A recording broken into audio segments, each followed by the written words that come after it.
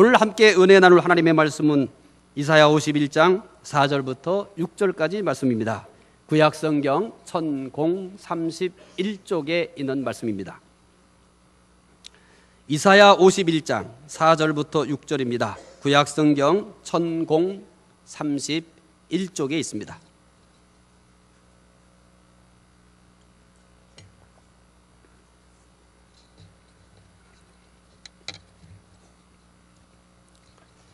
이사야 51장 4절부터 6절, 구약성경 1031쪽입니다.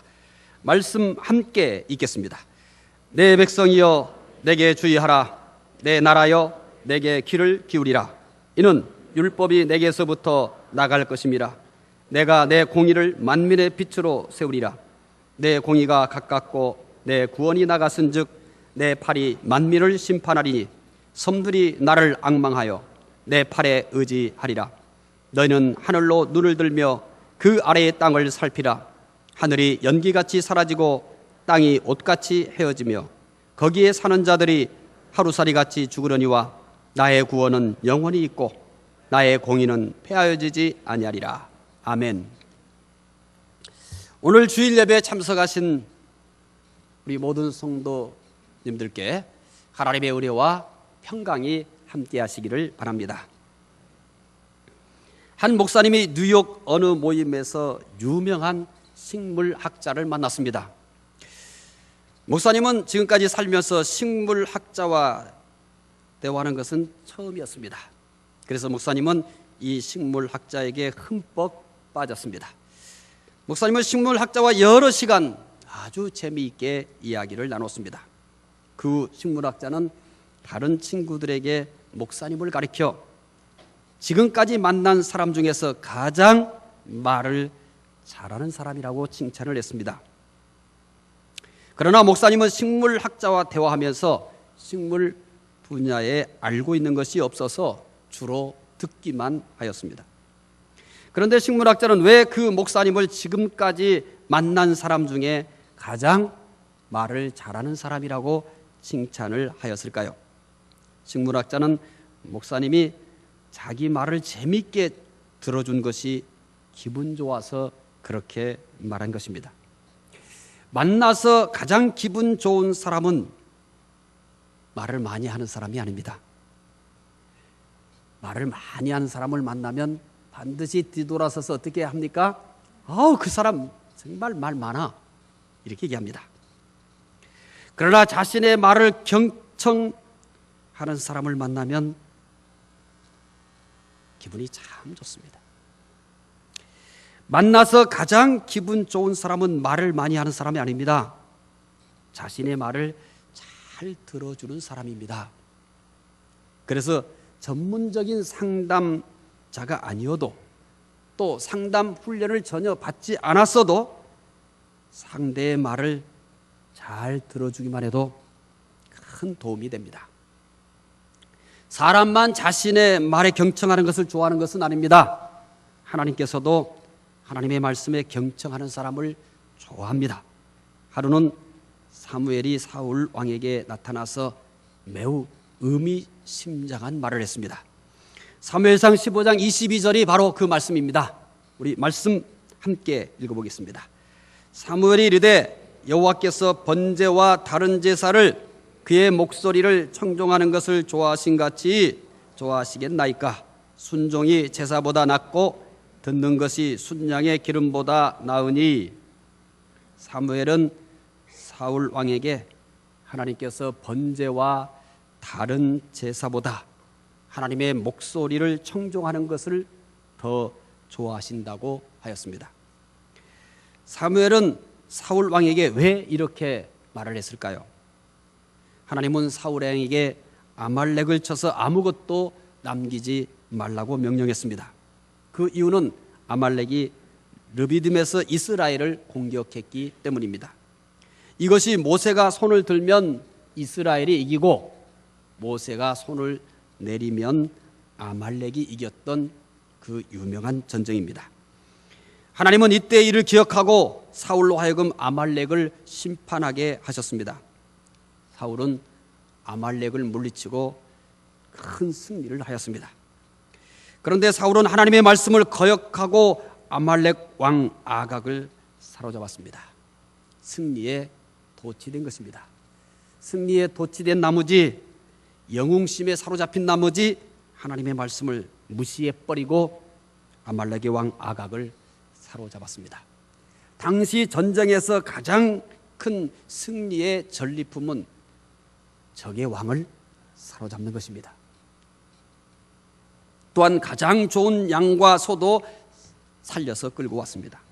사무엘이 이것을 보고 왜 이렇게 했느냐고 하자 하나님께 제사 드리기 위해서라고 하였습니다. 그러자 사무엘이 사울에게 번제와 다른 제사보다 하나님의 목소리 청종하는 것을 더 좋아하신다고 말씀을 한 것입니다. 사울은 하나님께서 무엇을 가장 좋아하시는지 몰랐습니다. 사울은 하나님께서 제물을 드리는 종교적인 의식을 좋아하는 줄 알았습니다. 그래서 어떻게 살든지 하나님께 제사 드릴 때 좋은 제물만 올려드리면 다 해결되는 줄 알았습니다. 오늘날도 사울과 같은 생각으로 사는 사람들이 많습니다.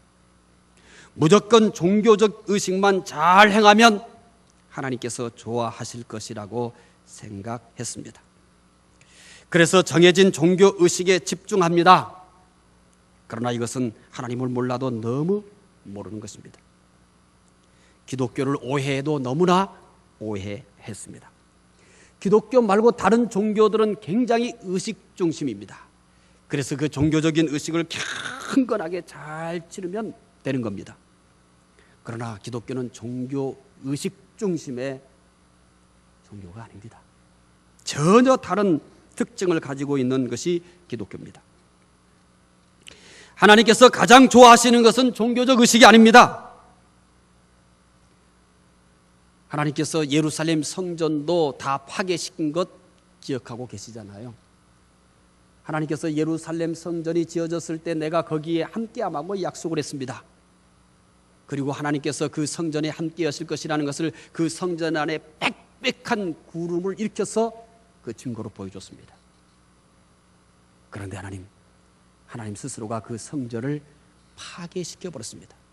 심지어 하나님께 드릴 제물조차 없도록 이스라엘 백성들을 심판하셨습니다. 신약만 그런 것이 아니라 구약 시대부터 기독교는 절대 의식 중심의 종교가 아닙니다. 종교 의식이 중심이 되는 종교가 아니라는 겁니다. 그러면 우리가 지금 지키고 있는 이 많은 여러 가지 종교 의식들은 뭐냐라고 얘기한다면 그것은 2차적인 것입니다. 우리의 신앙을 표현하는 2차적인 것입니다. 신앙의 결과물이지 그것이 종교의식이 신앙의 원인이요 신앙의 결과물이 아니라는 얘기입니다. 하나님께서 가장 좋아하시는 것은 종교적 의식이 아닙니다. 하나님의 말씀에 경청하는 것입니다. 하루 중 하나님의 말씀에 경청하는 시간을 가장 소중하게 여기는 모습을 하나님은 가장 좋아하십니다. 사막에 혼자 서 있는 것처럼 길을 찾을 수가 없을 때 당황하지 않고 잠시 멈춰서 하나님의 뜻이 무엇인지 하나님의 말씀에 경청합니다. 날카로운 칼에 찔리듯 마음이 아플 때도 다른 사람이나 환경을 탓하지 않고 오직 위로부터 오는 하나님의 위로를 기다리며 하나님의 말씀에 경청합니다. 거친 파도를 만난 배처럼 위기가 왔을 때도 좌절하지 않고 고요히 하나님의 말씀에 경청합니다. 살면서 어떤 일을 만나든지 하나님의 말씀에 경청하는 것을 가장 중요하게 여깁니다.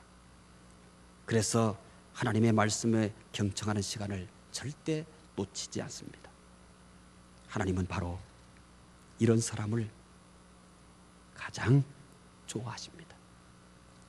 종교적인 의식을 내가 어렸을 때 지금까지 한 번도 빠뜨리지 않고 잘 지켰다.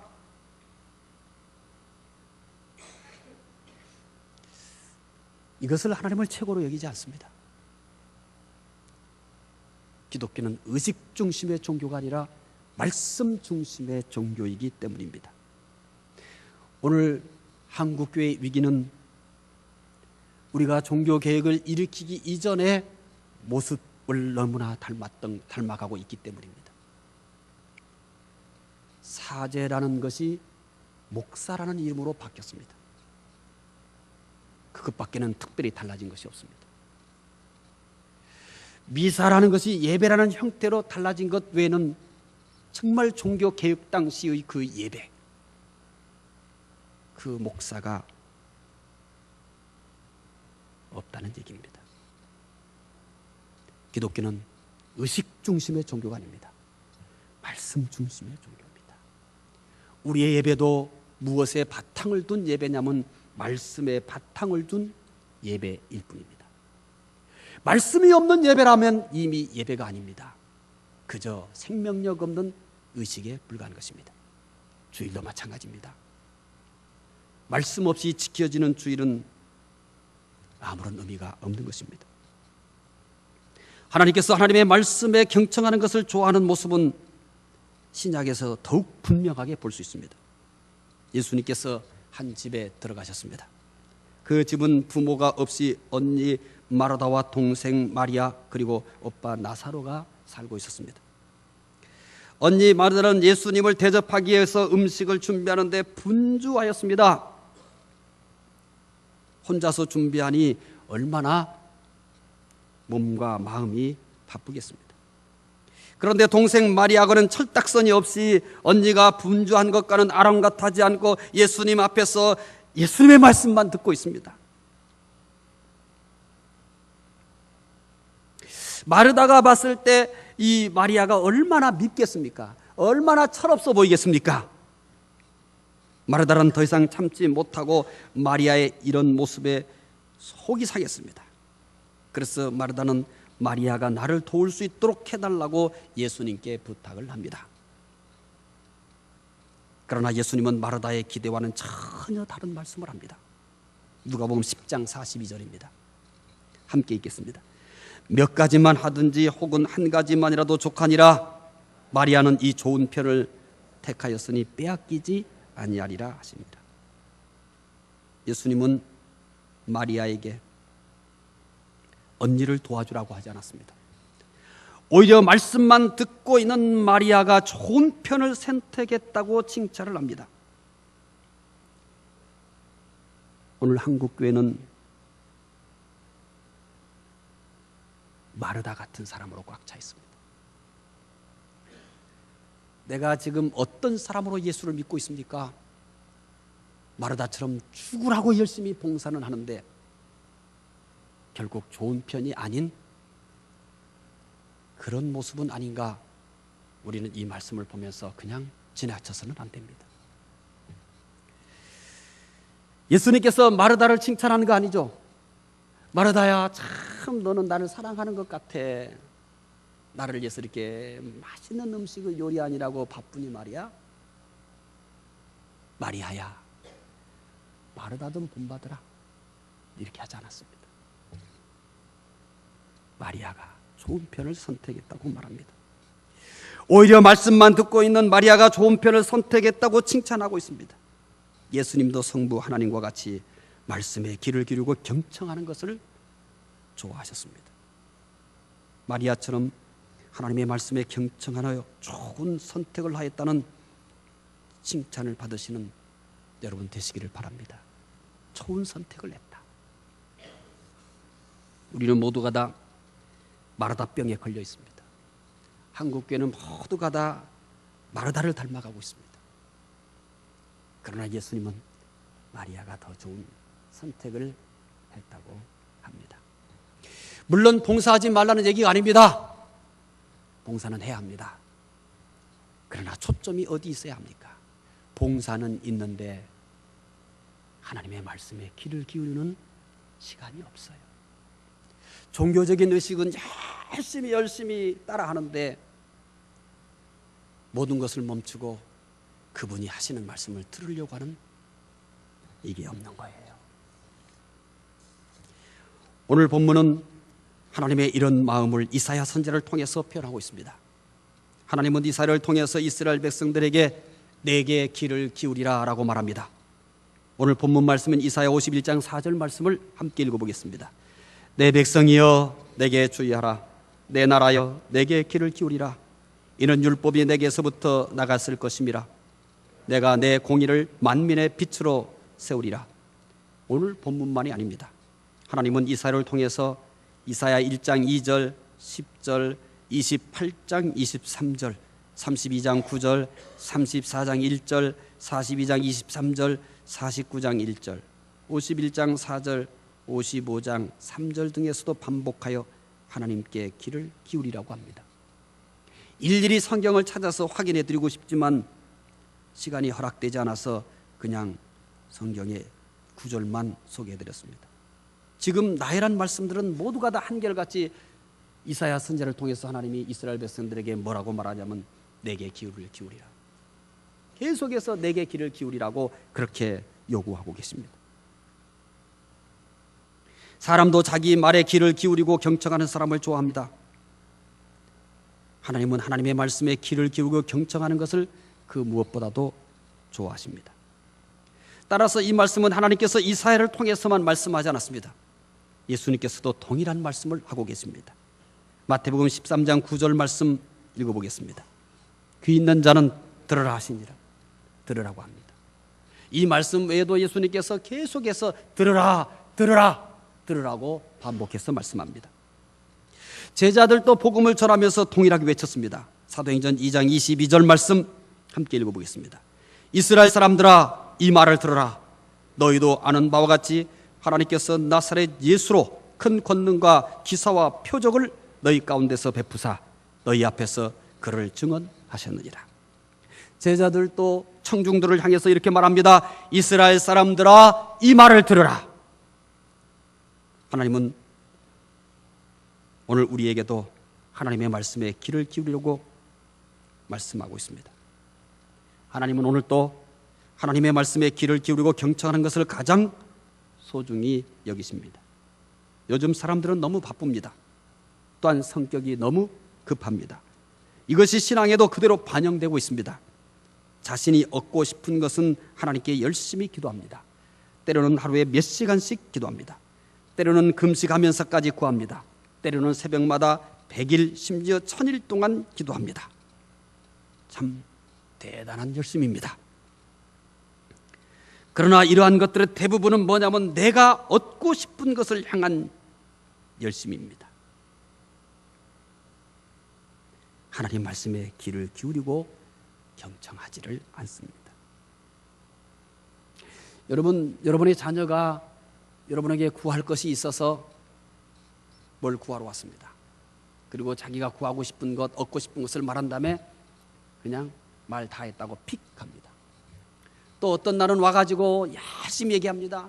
1시간 동안 얘기합니다. 울면서 얘기합니다. 입에 거품을 물면서까지 자기의 원하는 것을 구합니다. 그리고 또 자기 할 말 다 했다고 휙 합니다. 어느 날은 새벽에 와서도 달라고 합니다. 새벽마다 100일 동안 와서 달라고 합니다. 어느 날은요 또 단식 투쟁까지 하면서 달라고 합니다. 늘 그 아이는 달라고 한 다음에는 갑니다. 그렇게 1년을 했습니다. 2년을 했습니다. 그렇게 10년을 했습니다. 어떤 사람은 그렇게 20년 동안 그렇게 합니다. 여러분 그 아이를 지켜보는 부모는 어떨까요?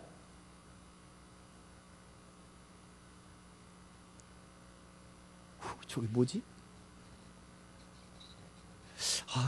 제 병원에 한번 데려가야 될까 봐 이러지 않을까요? 그 아이가 누구요?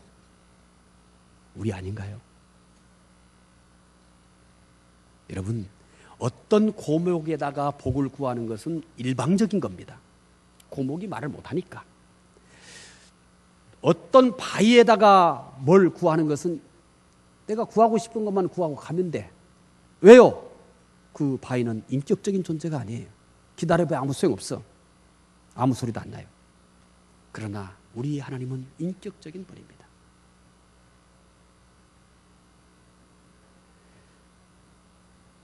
하나님은 인격적인 분이에요.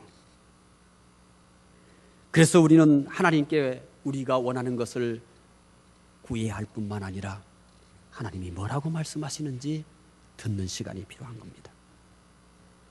이런 신앙생활을 인격적이라고 말할 수 있습니다. 그러나 우리의 신앙은 대부분이 인격적이지 못합니다. 일방적입니다. 이렇게 일방적인 신앙생활은 깊은 깨달음에 도달할 수 없습니다. 그렇잖아요. 40일 금식 기도를 몇 번 했으면 한 번도 안 한 사람보다 범접할 수 없을 만큼 인격이 변해 있어야 되지 않습니까? 금식이라는 것을 한 번도 해보지 않은 사람은 범접할 수 없을 만큼 고상한 성품이 나와야 되지 않습니까? 예수의 향기가 저 100m 전방서부터 느껴질 만큼 그렇게 향긋한 예수의 향기가 나와야 되지 않습니까? 그런데 이게 웬일입니까? 더 인간 냄새가 나, 더 독선적이야, 더 배타적이야.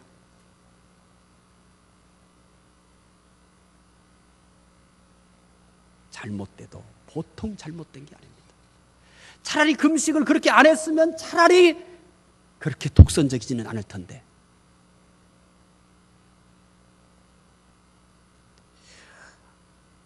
하루에 몇 시간씩 기도하는 사람 해야 됩니다. 하지 말라는 얘기가 아니에요. 하루도 빠지지 않고 100일 동안 새벽 기도 한대요. 1000일 동안도 한대요. 그러면 여러분, 우리는 그렇게 안 해도 돼요. 하고 싶으세요? 하고 싶은 분들 같아요. 그러지 마세요. 내게 허락하는 한, 내게 건강이 허락하고 또 내 영이 감당할 수 있는 만큼만 하세요. 너무 열심히 하지 마세요. 왜 안 좋아하세요? 100일 하실래요? 여러분들은 1000이라고 1000일 새벽 기도 해야 될 분들 같아요. 나하고는 코드가 안 맞는 것 같아요. 난 그렇게 안 해요. 내가 감당할 수 있는 건강, 내 건강 수준이 있지 않소? 하나님이 내게 주신 시간이 있지 않소? 그 범주 안에서 내가 기쁘게 감당할 수 있을 만큼만 해요.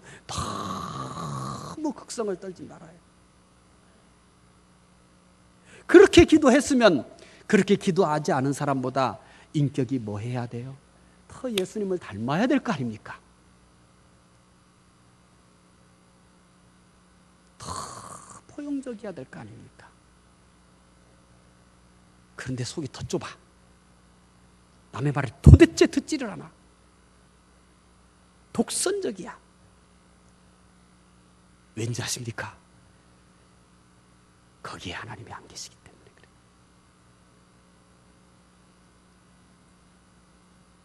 그렇게 했지만 하나님을 만나지 못한 겁니다. 하나님을 뵙지 못한 거예요. 하나님은 인격적입니다. 우리가 기도하는 것은 고목 앞에 기도하는 게 아닙니다. 돌 앞에서 기도하는 게 아닙니다. 살아계신 인격적인 하나님께 기도하신다는 사실을 깨달으시기 바랍니다. 우리는 인격적인 하나님께 기도하기 때문에 그 하나님께서 나에게 뭐라고 말씀하시는지 그의 말씀에 경청하는 시간이 필요한 겁니다. 우리는 그의 말씀을 듣고 우리가 그분께 우리의 구할 것을 구하는 인격적인 관계 속에서 우리는 깊은 깨달음을 얻을 수가 있습니다. 거기에서 우리는 그리스도의 향기를 맡게 되고 그리고 그 그리스도의 향기가 우리에게도 배어서 우리에게도 시간이 갈수록 그리스도의 향기가 나타나게 되어 있다는 것입니다. 오늘 우리와 다르게 신앙생활 하셨던 분들이 있습니다. 사막의 교부들입니다. 사막의 교부들의 글을 모은 것이 깨우침이라는 책으로 묶어져 있습니다. 이 책의 내용에는 이런 말들이 있습니다. 사막의 은자들은 말하기를 좋아하지 않았습니다. 대화를 싫어해서가 아니라 침묵 속에서 하나님의 음성을 듣기를 원했기 때문입니다. 수도사들은 하나님께 귀를 기울이고 하나님의 말씀에 경청하려고 애를 썼습니다. 오늘 우리가 속히 해보게 할 것은 하나님의 말씀에 귀를 기울이고 경청하는 것입니다. 왜 하나님의 말씀에 귀를 기울이고 경청해야 할까요? 하나님께서 이사야 선지자를 통해서 이스라엘 백성들에게 내게 귀를 기울이라고 하신 것은 현재 직면하고 있는 어려움에서 사는 길은 하나님의 말씀에 경청하는 것밖에 없기 때문입니다. 그들은 곧 나라가 망할 위기에 직면해 있습니다. 그러나 그들은 그들에게 대항할 힘이 없습니다.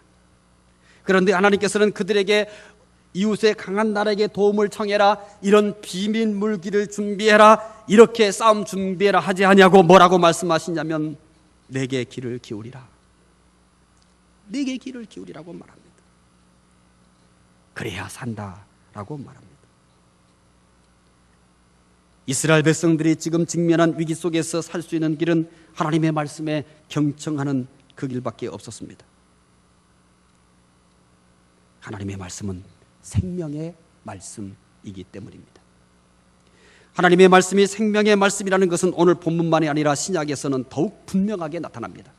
사도행전 5장 20절 말씀 함께 확인해 보겠습니다. 가서 성전에 서서 이 생명의 말씀을 다 백성에게 말하라. 하나님의 말씀에 경청해야 할 이유는 하나님의 말씀은 생명의 말씀이기 때문입니다. 사도행전 5장 20절은 대제사장과 사두개인들이 하나님의 말씀을 전하지 못하도록 하기 위하여 사도들을 감옥에 가두었을 때 주의 사자가 하신 말씀입니다. 주의 사자는 감옥에 갇힌 사도들을 풀어주면서 성전에 서서 생명의 말씀을 전하라고 하였습니다. 하나님의 말씀은 생명의 말씀이기 때문에 경청해야 합니다. 성경은 계속해서 하나님의 말씀을 생명의 말씀이라고 표현합니다. 빌립보서 2장 14절입니다. 함께 읽겠습니다. 생명의 말씀을 밝혀 나의 다름질이 헛되지 아니하고 수고도 헛되지 아니하므로 그리스도의 날에 내가 자랑할 것이 있게 하려 함이라. 바울 사도가 왜 말씀을 전하는 일에 목숨을 걸었습니까? 왜 바울 사도가 자기의 생명도 아끼지 아니하고 복음을 전했습니까? 그가 전한 말씀은 생명의 말씀이었기 때문입니다. 요한일서 1장 1절에서도 우리는 그런 내용을 만날 수 있습니다. 함께 읽어보겠습니다. 태초부터 있는 생명의 말씀에 관하여는 우리가 들은 바요 눈으로 본 바요 자세히 보고 우리 손으로 만진 바라. 태초에 있는 생명의 말씀이라고 말합니다. 하나님의 말씀은 생명을 주는 말씀입니다. 그래서 생명의 말씀이라고 한 것입니다. 가버나움에서 있었던 일입니다. 예수님의 말씀을 듣던 사람들이 이 말씀은 모두 어렵다 하면서 하나 둘씩 떠나갔습니다. 예수님께서 자신이 생명의 떡이라고 하자 이 말씀을 들은 이후 사람들은 급변하기 시작했습니다. 그래서 모두 떠나고 말았습니다. 그리고 예수님의 제자들만 곁에 있었습니다. 예수님께서 그 제자들에게 묻습니다. 너희도 가려느냐? 이때 베드로가 대답했습니다. 주여, 영생의 말씀이 주께 있사오니 우리가 누게로 가오리까? 라고 대답합니다. 베드로의 이 대답에 주목하셔야 됩니다. 여기에 성공의 길이 있는데 우리가 어디로 갑니까? 여기에 있으면 우리가 부자가 될 수 있는데 어디로 갑니까? 여기에 놀라운 능력이 있는데 어디로 갑니까? 여기에 있으면 우리의 소망을 성취할 수 있는데 어디로 갑니까? 이렇게 말하지 않았다는 사실입니다. 우리가 만약에 거기에 있었다면 내가 왜 예수를 떠나지 않는다고 여러분 대답할 수 있겠습니까? 너는 왜 가지 않느냐라고 물었을 때 내가 가지 않는 이유를 뭐라고 대답하시겠습니까? 지금까지 예수님 따른 것이 억울했어요. 예수님 따르면 반드시 뭔가를 얻을 수 있기 때문이요. 아니요. 아닙니다, 여러분. 세상 사람들이 아무도 이 말씀의 매력을 느끼지 않을 것입니다. 아무도 이 말씀에 감동을 느끼지 않을 것입니다. 그런데 베드로와 사도들이 예수님을 떠나지 않은 이유는 이것 하나였습니다. 영생의 말씀이 주께 있사오니 우리가 누구에게로 가오리까?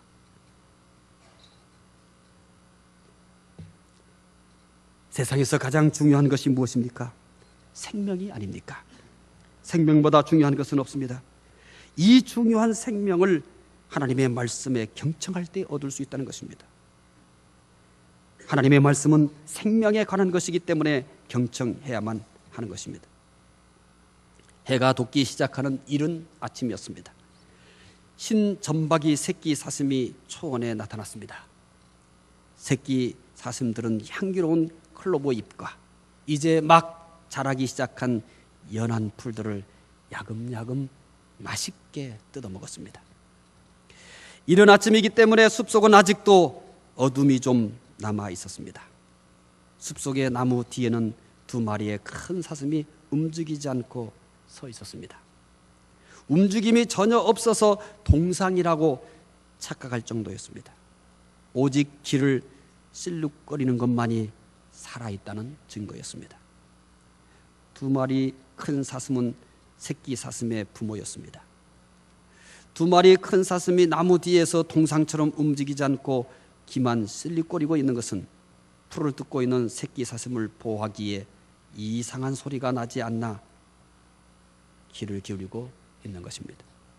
갑자기 딱 하면서 작은 가지가 부러지는 소리가 났습니다. 어미 사슴은 순식간에 소리가 들린 방향으로 귀를 돌렸습니다. 그리고 바로 풀을 뜯고 있는 새끼 사슴들을 모두 불러들였습니다.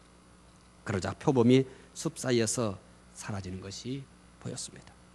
이 표범은 새끼 사슴을 노리고 있었습니다.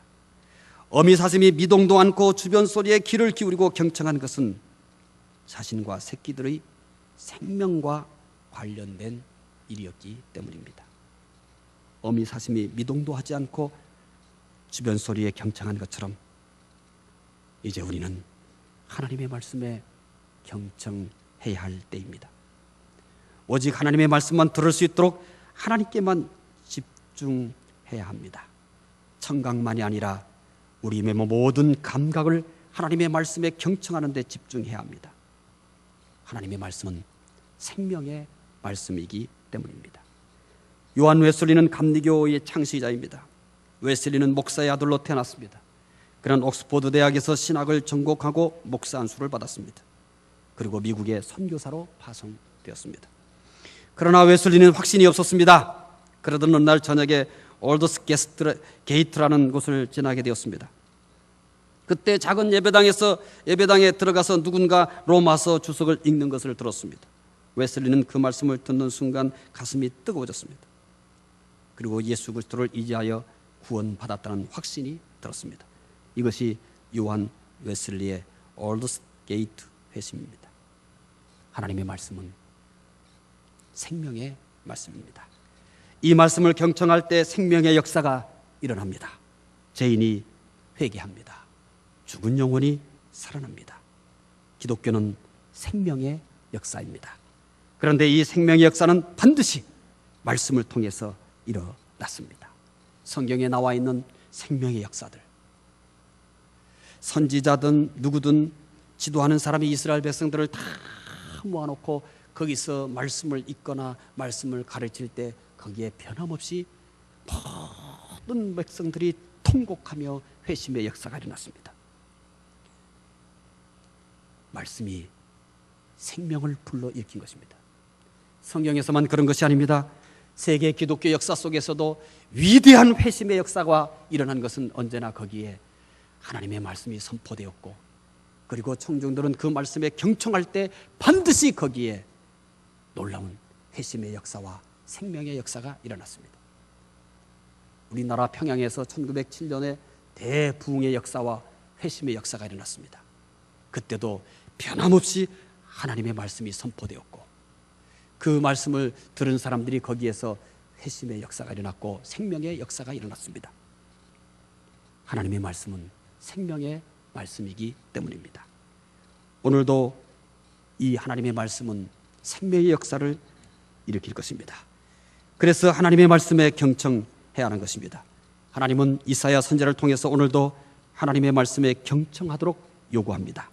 이사야 51장 4절 말씀 다시 한번 읽어보겠습니다. 내 백성이여 내게 주의하라.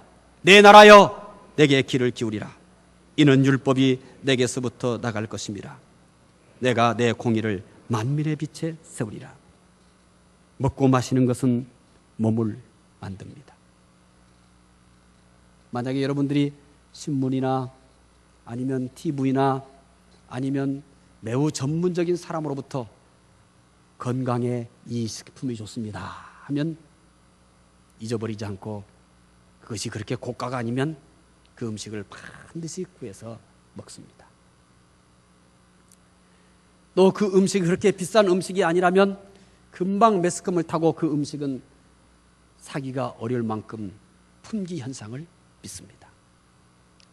왜? 몸에 좋은 것은 즉각적으로 반응을 보이는데 우리 영혼에 좋은 것에는 별로 반응을 보이지 않는 걸까요? 먹고 마시는 것은 몸을 만듭니다. 보고 듣는 것은 영혼을 빚습니다. 하나님의 말씀은 우리의 영혼을 빚어냅니다. 생명이 있도록 빚어냅니다. 더 생명력이 넘치도록 빚어내는 것이 바로 하나님의 말씀입니다. 금주는 하나님의 말씀에 경청하여 더욱 풍성한 생명을 얻고 영원히 살찌는 한 주간이 되시기 바랍니다. 기도하겠습니다. 하나님 감사합니다.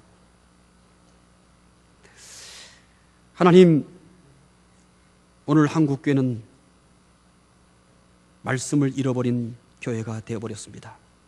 습관이 지배하고 의식이 지배하고, 그래서 서기관과 바리새인들처럼 예수님께로부터 화가 있을 것이라고 책만 받기에 마땅한 일들이 일어나고 있습니다. 하나님, 교회 안에 생명의 역사가 일어나지 않습니다. 믿는 사람 안에 생명의 역사가 일어나지 않습니다. 생명의 말씀이 없기 때문입니다. 하나님, 금주는 하나님의 말씀에 경청할 수 있게 해주시옵소서. 시간을 내서라도 하나님의 말씀에 경청하게 하옵소서. 그래서 금주간에는 생명의 말씀을 경험하게 하시고 우리의 영혼이 생명이 차고 넘치도록 긍휼을 베풀어 주시옵소서. 감사하며 예수 그리스도 이름으로 기도드리옵나이다. 아멘.